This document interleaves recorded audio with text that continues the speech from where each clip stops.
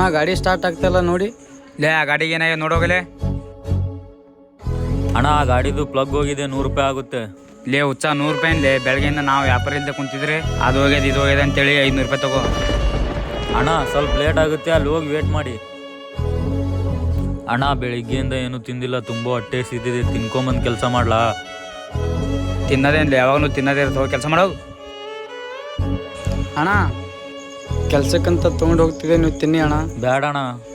ಪರವಾಗಿಲ್ಲ ಅಣ್ಣ, ಕೆಲಸ ಯಾವಾಗಲೂ ಇರ್ತವೆ, ನೀವು ತಿನ್ನಿ. ಪಾಪ ಇವ್ರು ತುಂಬ ಒಳ್ಳೆಯವರು, ಇವ್ರಿಗೆ ಮೋಸ ಮಾಡಿದ್ರೆ ಆ ದೇವ್ರು ಕೂಡ ಕ್ಷಮಿಸಲ್ಲ. ಅಣ್ಣ ನಿಮ್ಮ ಗಾಡಿ ರಿಪೇರ್ ಆಗಿದೆ ಅಣ್ಣ. ಹೌದಾ, ಎಷ್ಟಾಯ್ತು? 100 ರೂಪಾಯಿ ಅಣ್ಣ. ತಗೊಳ್ಳಿ ಅಣ್ಣ. ತಗೊಳ್ಳಿ ಅಣ್ಣ, ಗಾಡಿದು 100 ರೂಪಾಯಿ. ಅದೇನ್ಲಿ ಅವ್ರ ಹತ್ರ 500 ರೂಪಾಯಿ ತಗೋ ಅಂತ ಹೇಳಿದ್ನಲ್ಲ. ಅವ್ರು ತುಂಬ ಒಳ್ಳೆಯವ್ರಣ್ಣ, ಅವ್ರಿಗೆ ಮೋಸ ಮಾಡ್ಬೇಕಂತ ಅನಿಸ್ಲಿಲ್ಲ. ಇವಾಗಿಂದ ನಿನಗೆ ಇಲ್ಲಿ ಕೆಲಸ ಇಲ್ಲ, ಹೋಗಲೇ ಫಸ್ಟ್ ಇಲ್ಲಿಂದ.